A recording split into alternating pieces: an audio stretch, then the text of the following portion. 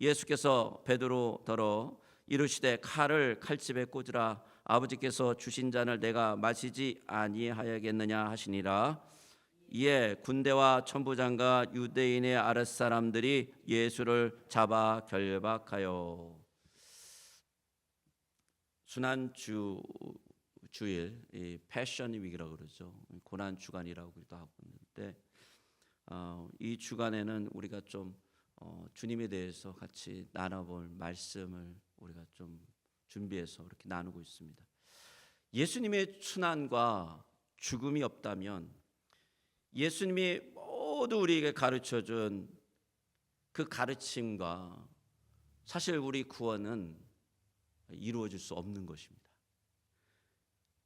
예수님은 깨닫지 못하는 사람들에게 가르쳐 오신 게 아니라 우리가 뭔가를 깨우치면 구원받는 존재가 되는 게 아니라 예수님이 오늘 보여주신 이 모습은 죽으러 오셨다라는 것이요.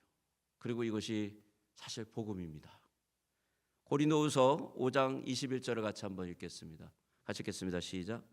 하나님이 죄를 알지도 못하신 자로 우리를 대신하여 죄를 삼으신 것은 우리로 하여금 저의 안에서 하나님의 의가 되게 하려 하심이니라. 너무 분명하게 바울이 얘기하고 있죠. 주님께서 3년간 동행한 제자 가롯 유다가 배신을 하고 그리고 로마 군대와 성전 경비대에 의해서 잡히시게 됩니다. 어떻게 이런 일이 일어날 수 있을까요? 우리는 예수님이 무력하게 잡히시고 모욕과 멸시를 당하시고 채찍에 맞으시는 순환을 겪으시며 사형 언도를 받으시는 걸 보고 십자가에서 무력하게 죽이시는 그 장면을 보면 그런 시작이 바로 오늘 이 겟세마네 동산, 올리브 동산이라고 그러기도 하죠. 여기서 시작된다라는 것이죠. 근데 이것을 보면 너무나 허무하고 너무나 답답하고 너무나 좌절스럽습니다. 인간적인 면에선 정말 왜 저러실 수밖에 없었을까? 무슨 죽은 일을 하셨을까? 왜 고난과 죽음을 당하시는 것일까? 예수님은 정말 좋은 일들을 많이 하셨는데 왜 저런 분이 저렇게 죽으실 수밖에 없을까? 죽은 자를 살리시는 분 아닌가? 사실상 인간적인 차원으로 볼 때 예수님이 인간에게 붙잡혀서 죽으신 일은 정말 이해가 안 가는 일입니다. 이 사건은 그래서 전적으로 하나님의 관점, 하나님의 시각으로 이해되고요. 또 하나님의 때로 이해를 해야 됩니다. 하나님의 때. 사실요, 주님이 이렇게 잡히기 전에 사람들이 주님을 잡으려고 굉장히 노력을 많이 했습니다. 대제사장 하석들을 몇 번 보냈어요. 주님을 잡으려고요. 그런데 잡아오려고 그랬는데 잡아오지 못하고 오히려 손을 대는 자가 없었더라라고 나와요. 그리고 하석들에게 너 왜 그 사람을 안 잡아왔니? 그랬더니 이 하석들이 하는 얘기가 이렇습니다. 그 사람이 말하는 것처럼 말하는 사람을 이때까지 들은 적이 없나이다 라고 왜 이상한 얘기를 한단 말이죠. 잡으려고 시도를 했어요. 근데 잡히지가 않습니다. 왜요? 예수님의 때가 아니기 때문에. 그때는요. 주님은 성전에서 가르치실 때 또 그 사람이 그 예수님을 잡으려고 했습니다.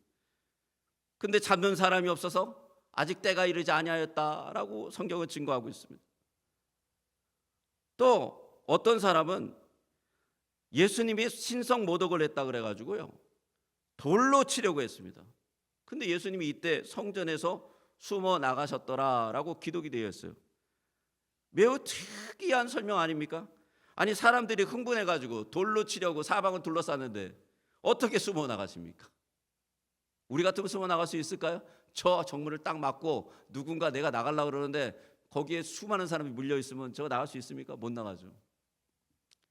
근데 숨어 나가신 게 가능하다는 거죠. 왜요? 그땐 때가 아니었기 때문이죠. 요한복음 10장에 보면요 돌로 맞을 뻔한 사건이 또 한 번 나옵니다. 근데 그때도 그들의 손에서 벗어났다라고 기록하고 있어요. 때가 이르지 않았다라는 것이 때가. 사실상 예수님을 잡아 죽이려고 했던 대제사장들과 바리새인들과 유대 당국은 예수님을 따르는 군중을 두려워해서 사실은 예수님을 못 잡은 것도 사실이지만 어떻게 보면 예수님 그분 자신을 굉장히 두려워했던 것 같아요.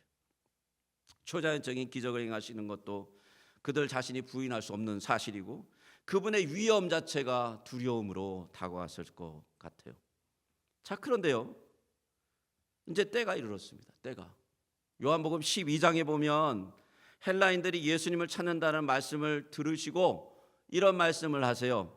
하늘의 밀알이 땅에 떨어져 죽어 많은 열매를 맺을 것을 말씀하시며 내가 이 때를 위하여 왔나이다 라는 말씀을 하세요.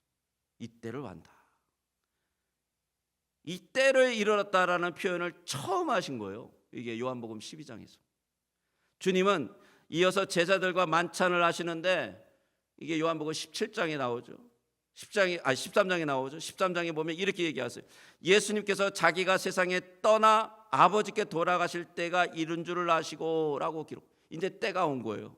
때가 가까이 온 거죠. 그리고 제자들과 마지막 마치신 주님이 아버지께 기도할 때 이제 기도를 이렇게 하세요. 아버지여 때가 이르렀사오니 라고 합니다. 때가 왔다라는 것이죠. 요한복음 전체는요 사실 이 때를 향해서 계속해서 말씀이 쓰여지고 있습니다. 주님께서 가나 혼인잔치에서 어머니 마리아에게 이렇게 얘기합니다. 뭐라 그럽니까? 내 때가 아직 이르지 않았나이다.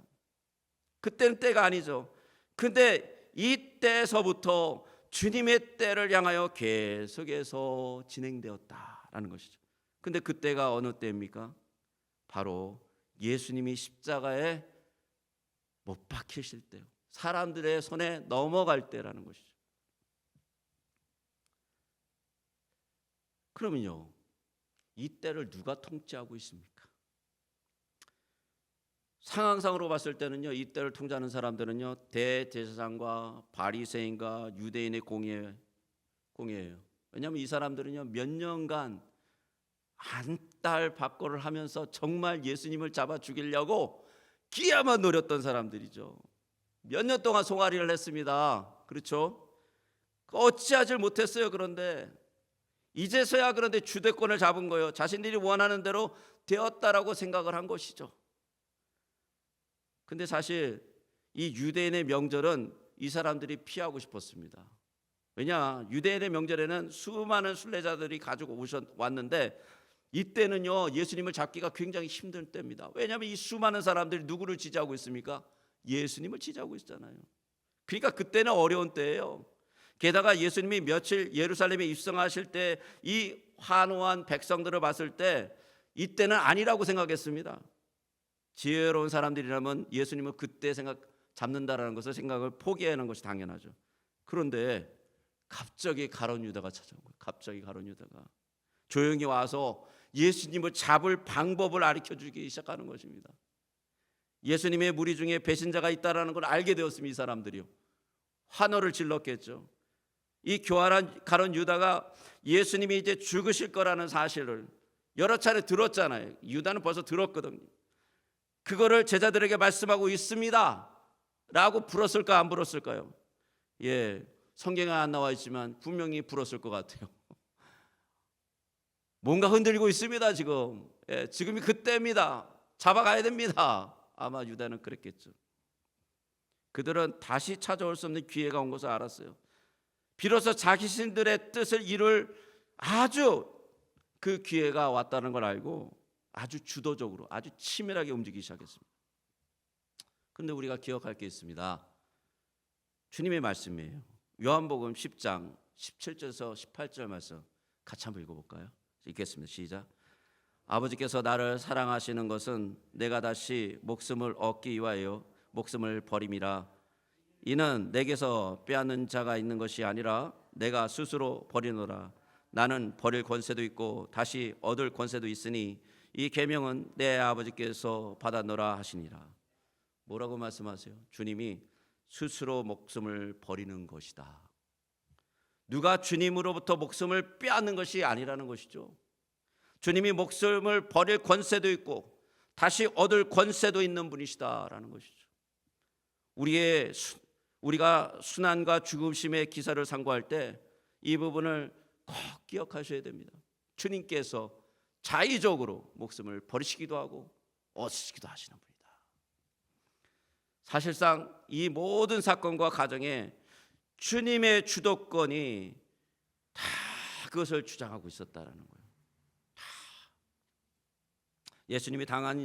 예수님이 오늘 본문 말씀에 보면 예수님께서 그 당할 일을 아시고라고 기록하고 있습니다. 아셨다라는 것이. 그게 돌발적으로 예상 못해서 갑자기 가룟 유다가 헷가닥해가지고 그 사람들이 그렇게 예수님을 잡아가서 그렇게 되었다라는 것이 아니라는 것이죠. 그걸 알 수 있는 것이요, 굉장히 이 예수님이 잡혀가는 모든 이 상황이 아주 치밀하게 계획적으로 이루어져 있다라는 것이. 유다가 예수님을 잡으러 간 그 장소는요, 오늘 본문에 보니까 유다도 잘 알고요, 예수님도 잘 알고 예수님 제자들도 잘 아는 것이 감람산입니다. 기드론 시내, 예루살렘이 동편에 있는 시내인데 우기에는 강이 되지만 평소에는 그저 경사가 심한 그런 계곡이에요. 주님이 그 기드론 시내를 늘 지나서 가시던 곳 동산, 올리브 동산이죠. 그 동산에 가서 겟세마네 동산이라고 알려진 곳이죠. 그 정원에 갔어요. 아마 이 소유자가 주님이 아마 예루살렘에 오실 때마다 개인적으로 사용하도록 배려해 준 장소가 아닌가 추측해 봅니다. 누가복음에 보면 주님은 이 마지막 주간을 보낼 때 이 장소에서 밤새 기도하시곤 하셨습니다. 이 장소는요, 유다가 잘 아는 장소이고 유다는 이 밤에 역시 예수님께서 이 장소로 가실 것을 알고 있었어요. 사실은요, 주님이 유다가 아는 장소를 사람들에게 잡힐 장소로 결정하셨다라는 것이죠. 이게 조용히 붙잡혀 가실 그 장소를 주님께서는 아시고 그 장소로 가 계신 것이죠. 여러분, 유다가요, 군대를 데려오고 있잖아요. 대제사장들에 가서, 서기관들에 가서, 공의원들에 가서 예수님을 팔아요. 그런데 그냥 그 대제사장들 하석만 데리고 가는 게 아니라 로마 군대, 성전 경비대를 가리고 주님을 잡을 장소로 간단 말입니다. 근데 이 요한복음에는 기록되어 있지 않지만 다른 공강복음에 보면요, 예수님께서 이 겟세마네 동산에 도착하자마자 뭘 하시냐면 기도를 하십니다. 그것도 세 명의 제자 요한, 베드로, 안드레를 데리고 나아가서 세 차례나 기도를 하세요. 근데 기도하실 때마다 돌아오셔서 무슨 말씀을 하시냐면 이런 말씀을 하세요. 너희가 나와 함께 한시 동안도 이렇게 깨울 수 없더냐라고 얘기해요. 이 얘기를 들어보면 한 3시간 정도가 흘렀다라는 거예요. 시간이 3시간 정도 흘렀어요. 유다가 나가서 배반해가지고 예수님을 잡으러 오는 그 시간이 벌써 3시간이 흘렀다라는 거죠. 기도를 마쳤을 때 마침 딱 오잖아요. 유다가 군대와 함께 이 동산에 도착했을 때 로마 군대가 동행했다는 것을 주목해 볼 수 있습니다. 어떻게 로마 군대가 동원되었을까요? 3절에 보니까 군대라고 하는데 이 군대라는 이 단어는요, 헬라어로 스페이라라는 단어인데 이 단어는 600명으로 이루어진 로마의 보병대의 단위를 가르쳐요. 600명. 이 말은 유월절 명절 기간 동안에 특별 소요에 대비해서 준비된 로마 군대였다라는 것이에요. 우리는 이렇게 한번 생각해 볼 수 있습니다. 유다가 대제사장에게 가서 말을 하자 대제사장 가야바가 오늘 이 기회를 놓치면 안 되겠다라는 걸 알고 빌라도에게 급히 뭘 했습니까? 군대 요청을 한 거예요. 군대 동원을 했습니다. 왜냐하면 예수님을 체포하려고 할 때 사실상 어떤 일이 일어날지 모르잖아요. 예수님을 따라다니는 사람이 엄청 많으니까 이 일을 제대로 하려면 많은 군인이 필요한 거죠. 그 일이 결정되는 데는요, 아무리 급박하게 돌아간다 그래도 어느 정도 시간이 걸리는 거예요. 시간이 쫙 걸리는 거예요.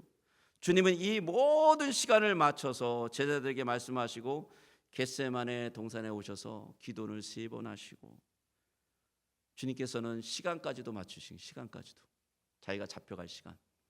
누가 주도권을 갖고 계십니까? 사람들이요? 아니에요. 하나님이 다 갖고 계시죠. 자, 배신한 유다와 군대를 맞으러 주님이 나가십니다. 예수님은요, 다 아시고 배신한 유다와 로마 군대를 맞이하세요. 우리는요, 살려면 두려운 일, 죽음의 일을 피하기 위해서 열심히 도망갑니다. 그렇죠? 우리는 어떠한 어려운 일이 닥치면은요, 회피해 돌아가기 시작해요.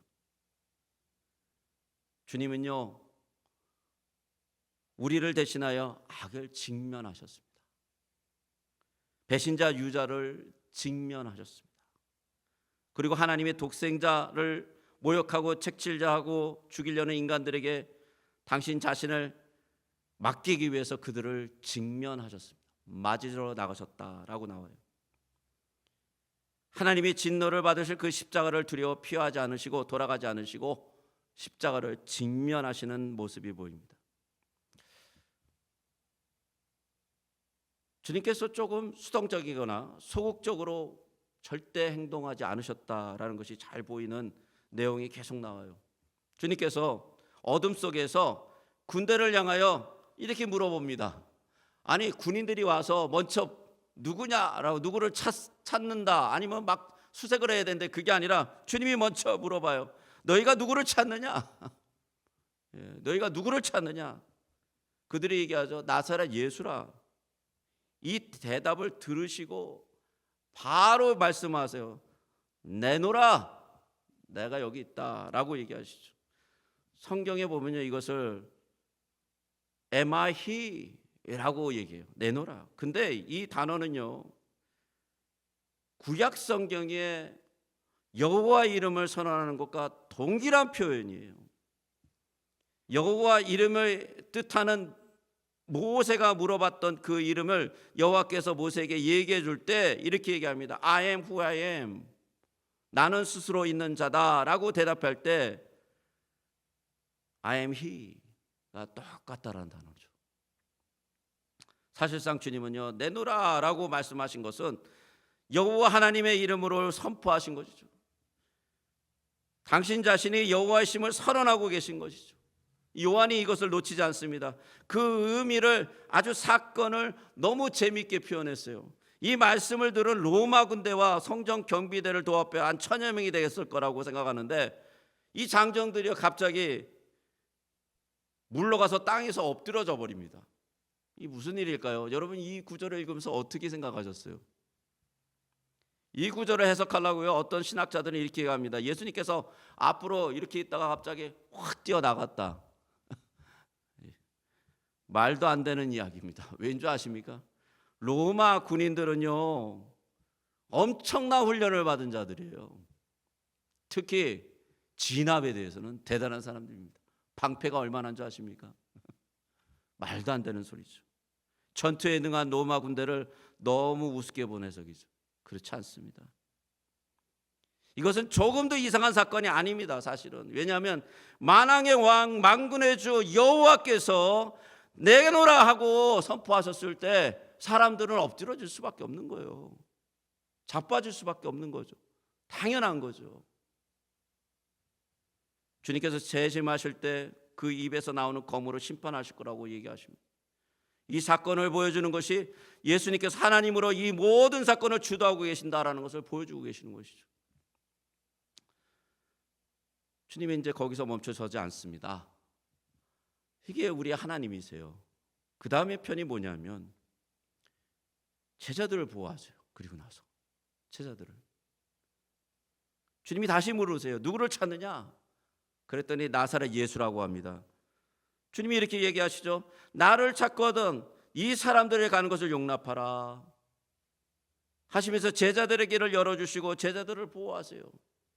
이게 주님이세요.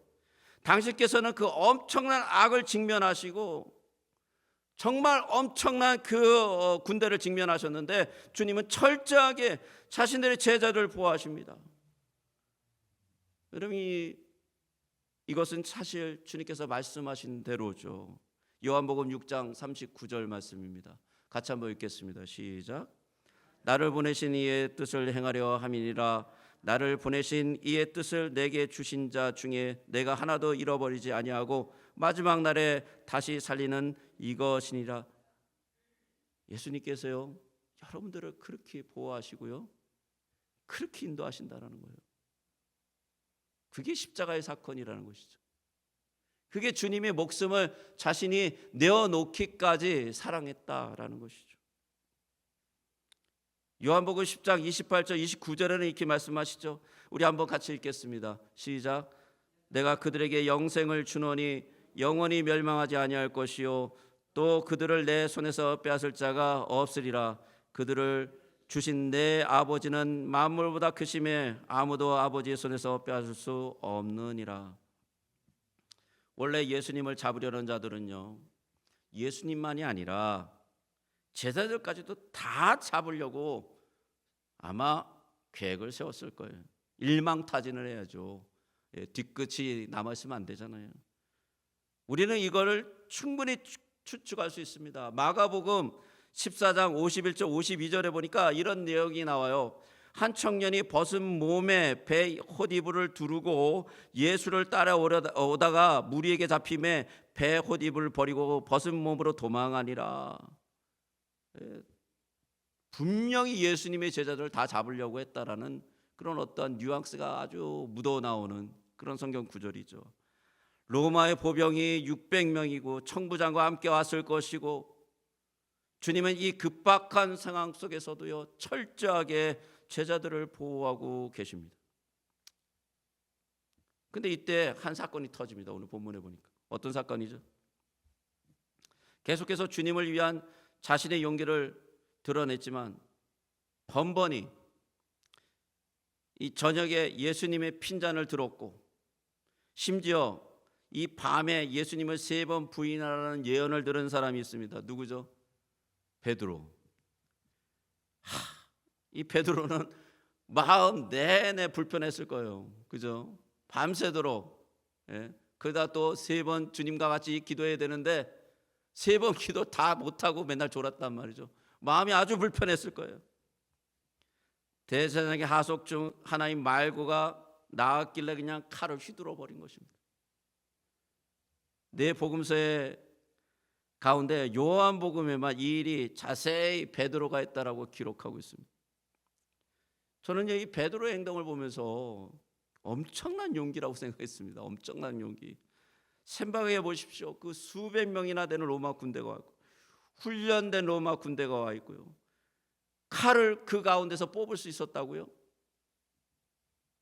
아무나 할 수 있는 일이 아니죠. 아니 어쩌면 주님이 말씀하신 말씀 앞에 뒤로 넘어지는 것을 보고 아마 용기를 얻었을지도 몰라요. 그런데요, 이 베드로의 이 혈기, 이 베드로의 충동은 주님이 뭐라 그러죠? 절대 안 된다 그러죠. 칭찬을 하지 않고요, 꾸중을 합니다. 그런 방식으로는 주님의 일을 이룰 수 없다고 얘기해요. 하나님의 나라는 칼로 서는 것이 아니다라고 얘기합니다. 하나님은 인간에게 의존하시지도 않으시고요, 인간의 열심과 도움을 필요하지도 않으세요. 우리는 이 말씀을 잘 못 믿어요. 믿지 못해요. 내가 뭔가를 해야 된다고라는 본성 때문에 항상 우리는 허둥거립니다. 그렇지 않아요. 하나님께서는 충분히 해나갈 수 있습니다.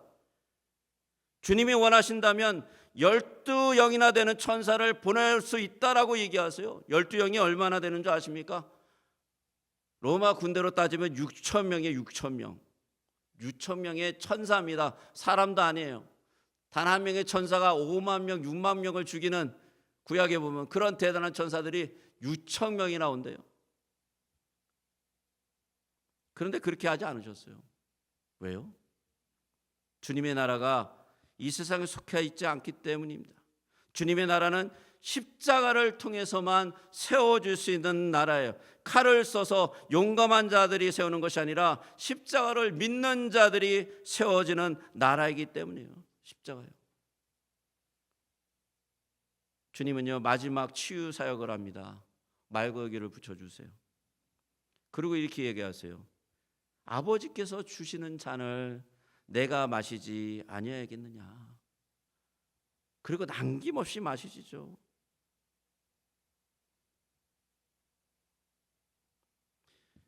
인류 역사상 가장 사나운 폭풍이 몰아치던 그 밤이었습니다. 그런데 주도권은 주님이 갖고 계십니다. 십자가를 향해서 걸어가셨습니다. 인간의 모든 음모와 악행과 거대한 인류의 역사를 주관하시는 분이 하나님 한 분이시라는 걸 보여주셨습니다. 예수 그리스도는 우리 인생에 일어나는 모든 일을 주관하고 계십니다. 이와 같이 예수님이 잡히실 때 아무도 그 일을 주도하거나 주관할 수 없었습니다. 예수 그리스도께서는 최악의 일이 일어나고 있지만, 사람의 손에서 이야기고 잡히고 있지만 조금도 요동이 없이 그 길을 가고 계십니다. 왜요? 뭐 때문에요? 우리처럼 부족한 자들을 살려내시기 위해서. 그분이 아니면, 그 십자가가 아니면 우리가 살아날 수 없기 때문에 꿋꿋하게 자기의 길을 가세요. 여러분, 오늘 이 본문을 우리 묵상하면서 제 마음속에 다가오는 건 이럽니다. 예수님이 그 길을 갔다면 우리도 그 길을 가야 되지 않을까요? 예수님이 그 길을 가신다면, 정말 우리가 믿는 자로서 주님이 그 길을 가셨다면 우리도 그 길을 꿋꿋하게, 또 용감하게, 또 때로는 순종으로, 때로는 사랑으로 그 길을 가야 되지 않겠습니까? 이번 이 고난주간을 보내면서 오늘 말씀을 좀 많이 묵상하고 주님이 우리에게 주신 그 길을 굳굳하고 또 충성스럽게 가시길 주님으로 축복합니다.